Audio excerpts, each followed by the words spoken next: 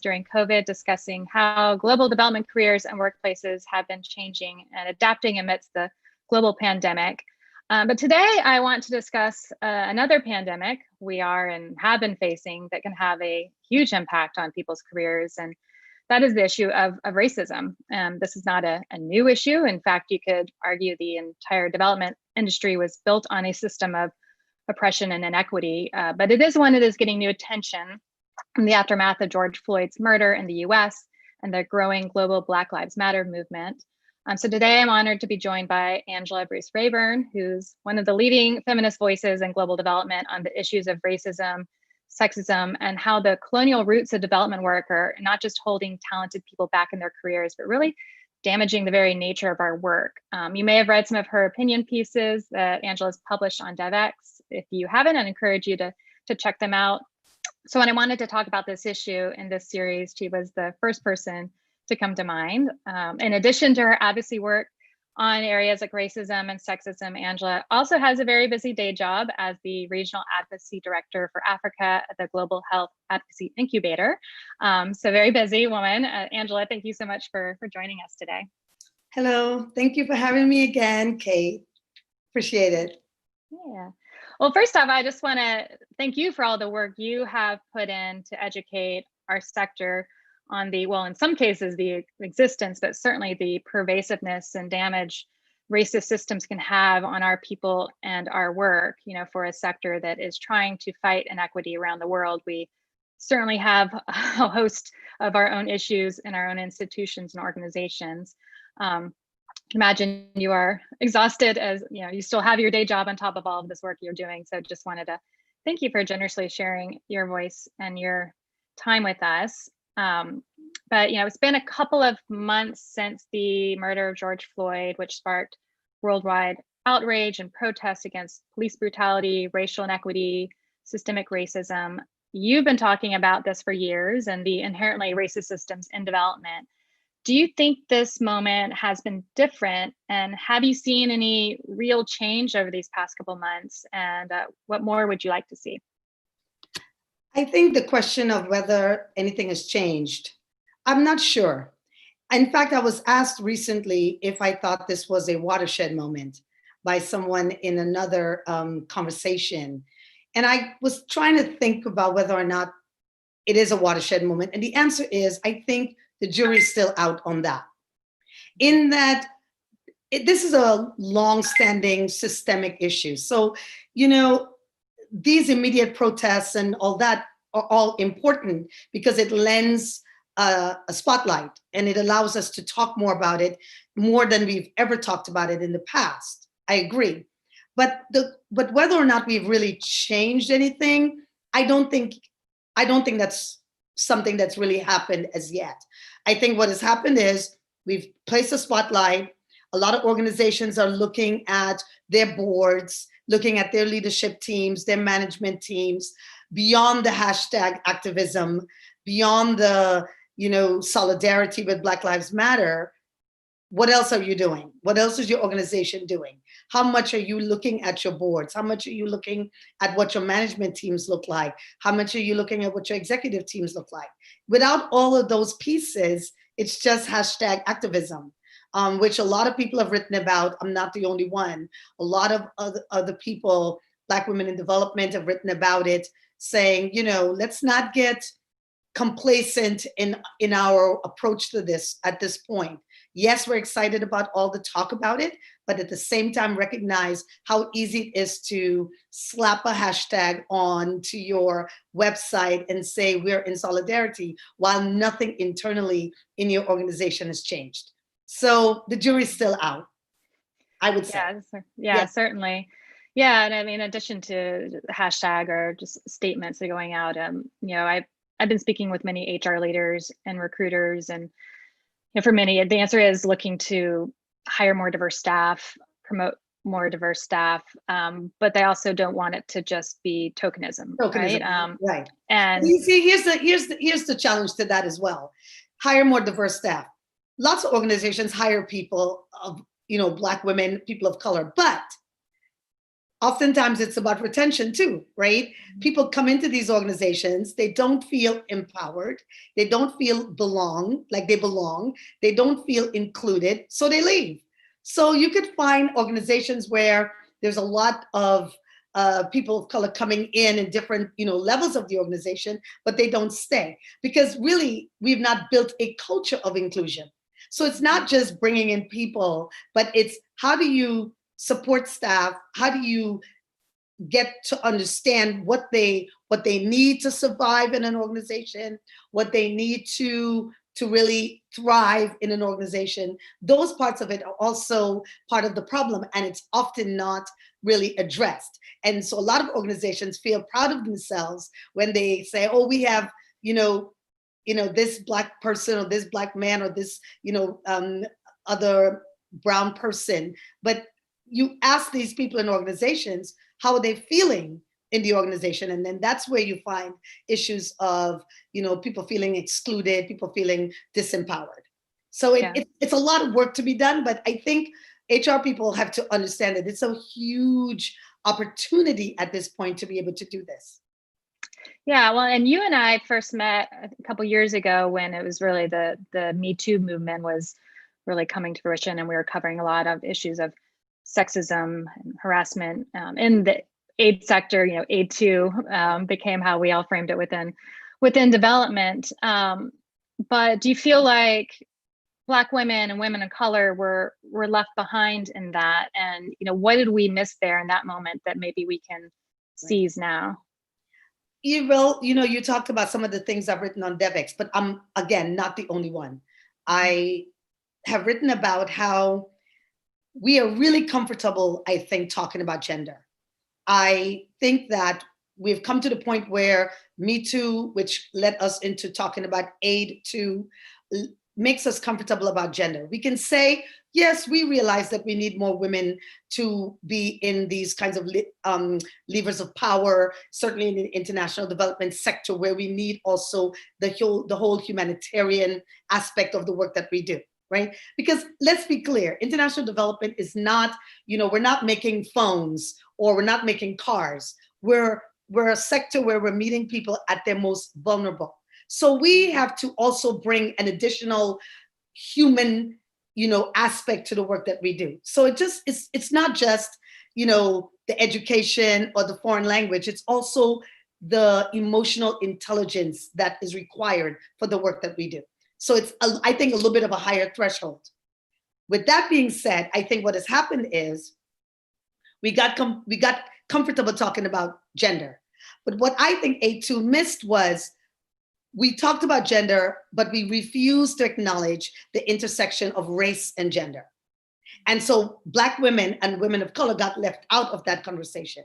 I think I've said many times in the past that, and I've written it, that a rising tide did not lift all boats in this discussion. More women did not translate into more Black women and other women of color, right? So, and I think it's important to acknowledge that and really, deconstruct what that actually means. It means that we have gotten happy talking about women, but when you look at the landscape of women, you realize the Black women are not in that group, and women of color are even less so. And I've written something very recently in the new humanitarian about this exact topic, saying where I feel like gender has been elevated over race in the development sector.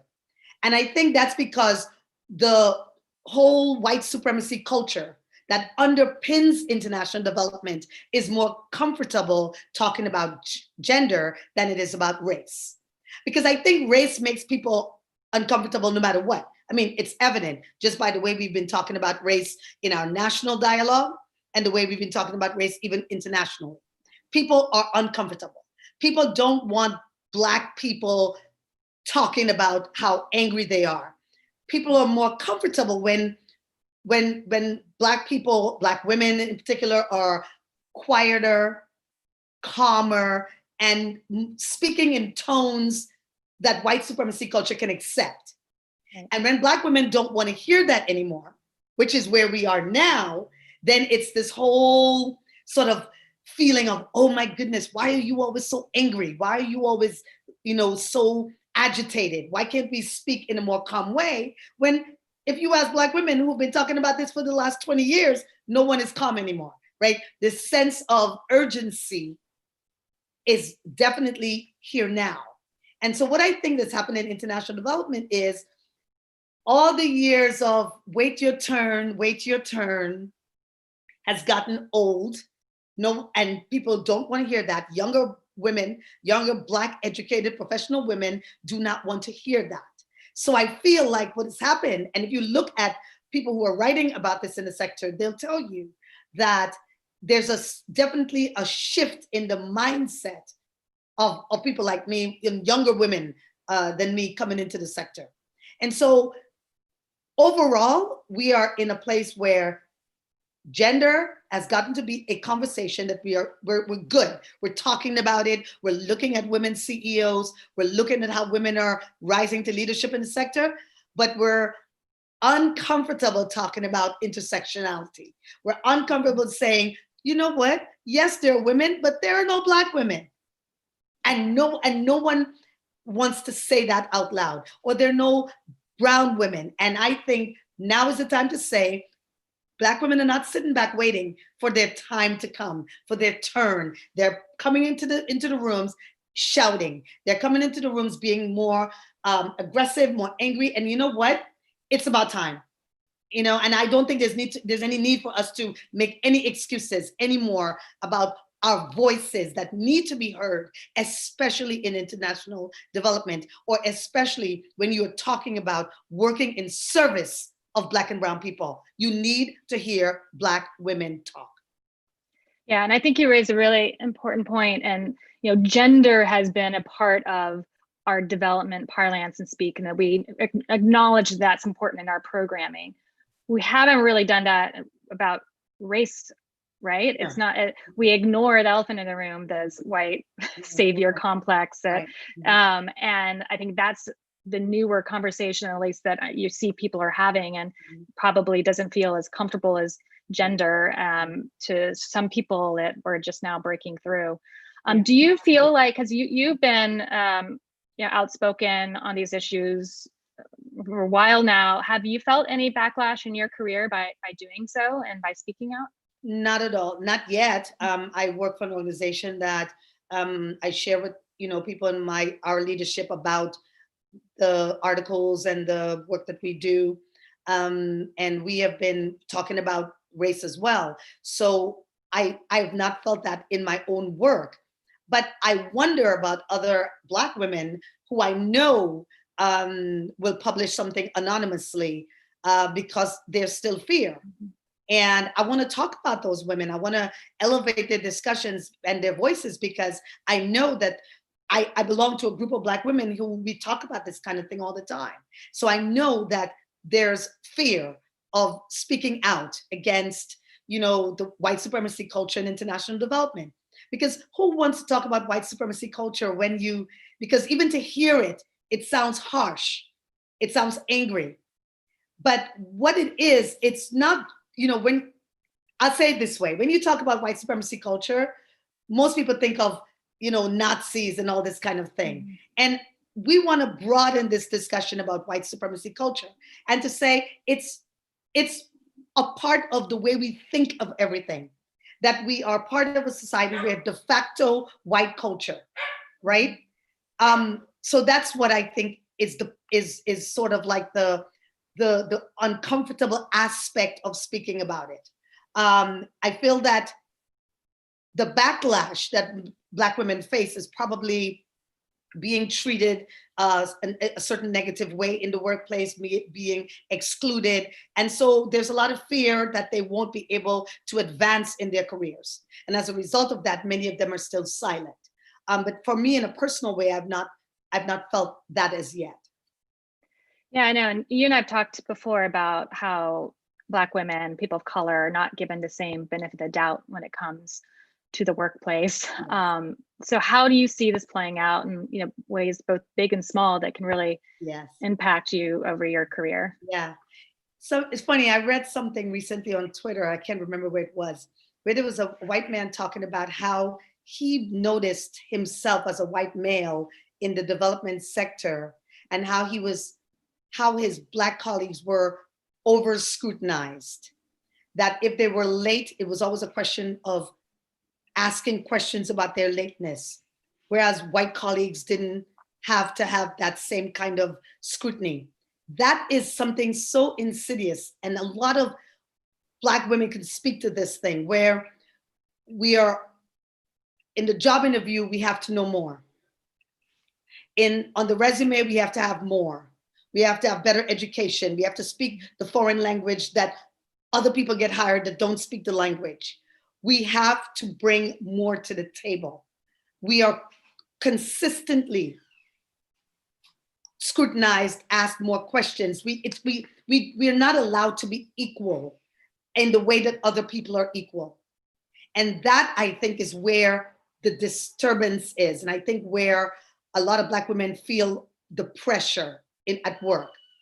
I know this because I think I've written something like this for Devex, where, I go into a job interview, I'm bringing 3 master's degrees to the job interview. I'm bringing the foreign language. I'm bringing that I've written my dissertation on the country, where I have extensive country context, and I'm being interviewed by 5 people who've never been in the country that I'm interviewing for. And these 5 people have never been in the country. They don't speak the language. They know nothing about the country context. And yet they're in a position to judge my ability to fit. And this is the frustration of the work that we do. And I can tell you, as a Black woman in a group like Black Women in Development, where we see, we talk amongst each other, and I get resumes of young Black women with every degree in the world and every language spoken and the local language, and they still complain that they are not able to get the opportunities to go into their part of the world and talk about it and work in the sector. And the question has to be, how is it that foreign people, outsiders, mostly young, mostly white, women come into the sector with almost none of the country context, none of the foreign language, and they're still considered to be the experts. Right. So I think you and I've talked about, sometimes they did that 2-week volunteer assignment, so they get to check the international experience, where you're actually from that country. Right. I met that these doesn't people. count. And I'm not speaking about this just pulling it out, just making it up. I've met them. I've been in rooms with young women who went to Haiti a week after the earthquake and wrote on their resume, Haiti experience. And I'm thinking, but I wrote my dissertation on this country. I interviewed people. I know a lot about this country. And yet, no. So I think that there's this extra scrutiny. And this is, I think, where Black women are pushing back on this now, where we're saying, enough. We want to be evaluated with the same lens that everybody else is evaluated at. All other Black women are evaluated at. All other white women, other women of color, we want to be evaluated at the same level as as our male counterparts in the work that we do. We don't want to be asked to bring more to the table for less pay, or you know what I mean? And so that's a real issue, I think, in development. Yeah. So we have actually a question from somebody who's watching now around intersectionality of gender, race, and localization. And they say, what I mean is, are we also including the fact that so many people who aren't from the places development workers work and are more likely to get funded and employed than those who are local? I think this is getting exactly to your point. And I think when you look at diversity with a global lens, right? Like you and I are both in DC in the US, where racial diversity and gender diversity are often how we think about that. But when you look at a global sector, it also is that geographic and local perspective diversity that you mentioned sometimes gets overlooked. So, how do you think organizations should be approaching and thinking about this intersectionality when you also bring in the geographical and local context diversity into the equation? Well, a lot of organizations talk about this localization, which kind of don't even like that word. I know. Because what it really means is what you're calling localization is the everyday life of someone in another country. So it's local maybe to you, but to them, it's their everyday. We wouldn't call it that for programming here in DC, right? Exactly. If you hire someone in the US, you won't say we're hiring a local. Yeah. So it's just, again, our language is terrible in international development because it is fraught with discriminatory contexts and all that.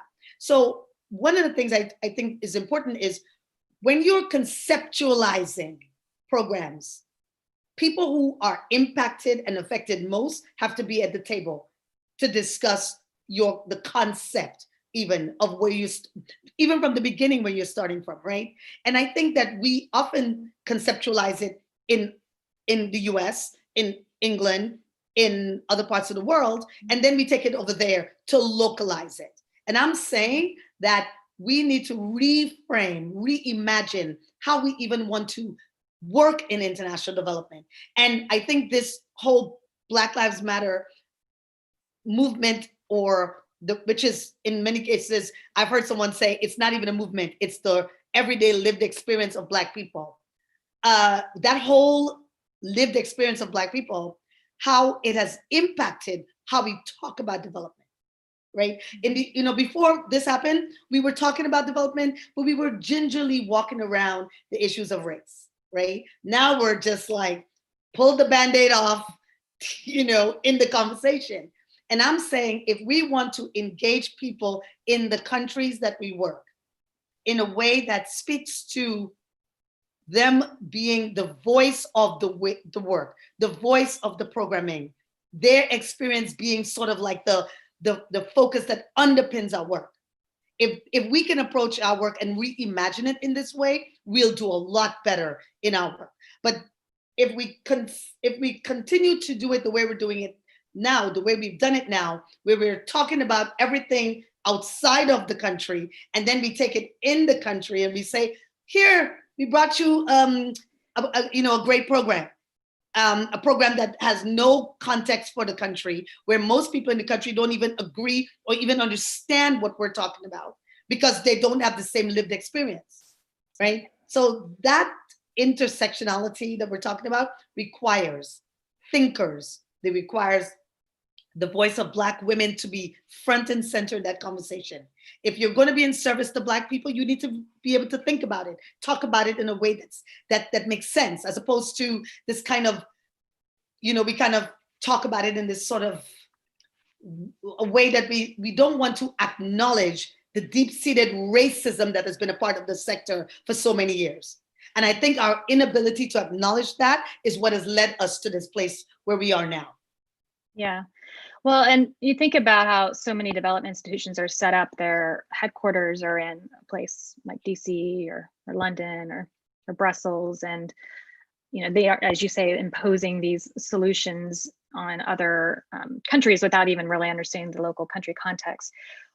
With this moment during COVID, so much is going online, right? People are working remote and organizations are recognizing that they don't necessarily need to have somebody in Washington, D.C. They can, hire somebody really anywhere. Do you see this as an opportunity to rethink the workforce model of organizations to be less focused on, donor country reliant and not involving at a same equal play, right? Because we hire a local. Oh, we're going to hire a local to do this, and it's even implied as that they aren't as valued or as important as maybe a home office staff member are. But do you see this as a moment of reshifting that, I guess? Well, in many cases, they aren't as valued. Mm-hmm. They get paid less in many cases. It's not like we don't know that to be true. Mm-hmm. In many organizations know that this is a true statement. But it's an interesting idea because now the people in these countries that we work in, they have become the people who have to do the work, since many of us can't get there anymore. And so all of a sudden their work has taken on a much more important, focused,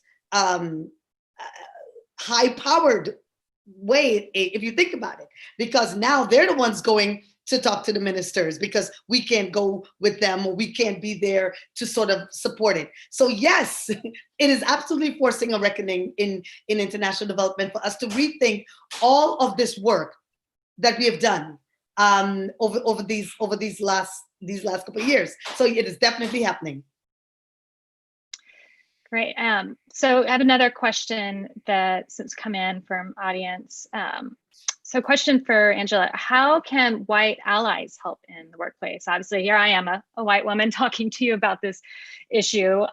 But for those of us who want to be allies, what advice do you have on how we can do that better? I'll tell you what, I've been asked this question before. The answer to that is this: when you've been invited to a panel, a white woman gets invited to a panel to speak about race and development. Your opportunity to say, I think we need to consider what our panel looks like before we go off speaking on something that other people have expertise in. Learn how to share the space.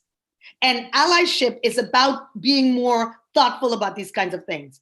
I've seen men talk about they're not going to be going on panels that are only white men talking. I've seen panels where 3 white women are talking, 3 wealthy white women are talking about poverty. And I'm sitting there thinking, 3 white women, executives, leading organizations, and they're talking about poverty in international development. I don't understand that conversation. Learning how to read the room, ask questions about what do I need to be saying in this instance? Look around your organizations. Look for those young, bright women, Black and brown women in your organizations already with an advanced degree, all 25 years old, speaking 2 or 3 languages, and figure out how to bring them into the conversations to elevate their thinking, help with their writing, putting them out there, having them attend events to represent your organization. It does not always have to be the leader of the organization to represent. Sometimes you need to really look at how you can, expand the circle so that it's different, more diverse people talking about things. That's how white women can help. That's how allyship can help. Instead of this kind of, most times you get invited to something, and I used to complain that I am the one who knew the most about Haiti at one point when I worked at Oxfam. And I used to feel irritated that I would have to brief other people to go talk about something that I knew about. That used to upset me because I felt that my voice, I needed to be able to say what I felt was important to be said. I also thought it was good for representation for the organization. So that's how you can engage in this. That's how you can expand the circle, bring more people into the discussion, as opposed to what we have now, where you have these meetings where there are no people that of diverse representation in any of the conversations. And then what? And then you go on a panel and you talk about how bad it is, but you're perpetuating part of the problem, right? So yes, that's how I think of allyship and what I think allyship should do. Yeah, and again, this is this unique moment where you and I are having this conversation on Zoom, right? And there's really no excuse right now on panels to not have that diversity, because it's like, oh, well, they weren't available, or, well, the panel's being held in DC, and so we don't have anyone from Africa that could fly here for it. Now we don't need any of that. Yeah, just need a somewhat reliable internet connection. Right. Well, you mentioned about younger Black women, and I wonder what advice you have for Black women who are earlier in their career or looking to launch a career in global development. And then maybe even just advice for anyone looking to launch a career in development and they don't want to contribute to these racist systems, rooted in colonialism, want to be part of this change. And what advice do you have for them? So, I was on a panel yesterday and we were talking to young people of color. And they were asking us our opinion and we were giving advice. And this question came up. And I say that, I'm impressed with the young women I've been meeting. they're already got the education down. They're writing, they're publishing themselves on, on Medium and things like that. They're not waiting. They're not waiting in the way my generation of women, felt that we had to wait our turn. And also the technology has made it so they don't have to wait. And so I say, do what you're doing. Publish that article that you've been writing. Put yourself out there. Do a lot of these kinds of Zoom things and get your name out there, because at the end of the day, you're going to be the ones who are going to be your most vocal advocate for yourselves, right? In a way that my generation did not have the technology, or there was so much more pressure in my time than there is now. And I feel like that's the way to get yourself out there. But be fearless in the way that I think younger people are. Be less willing to be quiet and accept the way that things have always been. That's what I love about this generation, in a way that I know people in my age group, we know that we just waited to bide our time to do the work that we had to do. We waited our turn because we didn't know any other way. Yeah, well, building on the momentum that was already worked on by women previously. Yeah. So, and then kind of more final, if you were to have a call to action to organizations, leaders, on what they can do, even if it's just something more immediate, so we actually really can start seeing some change that beyond the hashtags, beyond the statements, what would that be? I think that there's a real sort of discomfort, like I said earlier, with talking about race. And I say every organization needs to bring it into the forefront of the conversation. Talk about it's now is the time. You want to hire the diversity and inclusion expert, do that. But don't shy away from it. Don't shy away from it, because it is the single most urgent reality that we have to face now. We have to deal with it. Right? It's all over. It's part of our national dialogue. It's also part of the international community, the way that the world is dealing with issues of race in various countries. So I say, open up yourselves to the conversation. First, don't be scared, because a lot of organizations I know are scared. Don't be scared. Bring it in. And then, because it allows you sort of an opportunity for people in your organization to reckon with it, to look around the organization and say, these are inequities that we cannot continue to perpetuate, right? Yeah. And be fair about it, and be transparent about it. And I think those are the things that's going to help organizations to move forward, and organizations that's going to be able to retain people, certainly Black women and other people of color. Yeah. Right, well, thank you. And thanks so much, Angela, for sharing your time and your vulnerability with us today. I always love chatting with you. We could probably chat for hours. I know. But I know you have a busy schedule too, so really appreciate you taking the time to share your perspective. For those of you who tuned in, thank you. And again, if you haven't checked out some of Angela's opinion pieces on Devex, please do so. In addition to the coverage our news team has put out on the issues of racism, sexism, and diversity, equity, inclusion, and including best practices and what organizations are doing or can do to make change. And if your team does need help with diversity hiring, you can also reach out to our talent solutions team, works with organizations really of all sizes to identify top talent around the world. And just one more thing I want to say about that. One of the things that you and I have talked about is how we are here in DC, and that we must also recognize the privilege that we have to be here in DC, but that also I am not the speaker for every Black woman on the planet.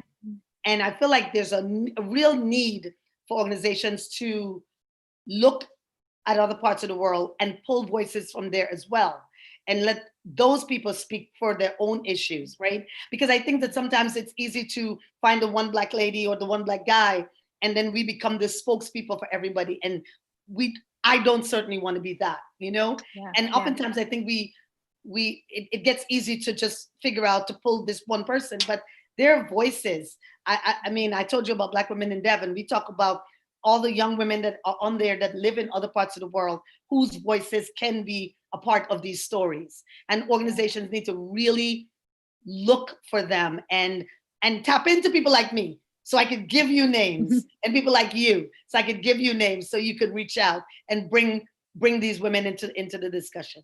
So that's my last pitch on this. Thank you. No, and actually that's a perfect plug for anyone who is interested in talking to us at Devex. We actually are even hiring for an editor based on the African continent. And so if you're interested in the job, let us know, or if you know somebody who is. See, that's what I'm talking about. Yeah, great. Well, thank you so much, Angela, and thanks to everyone.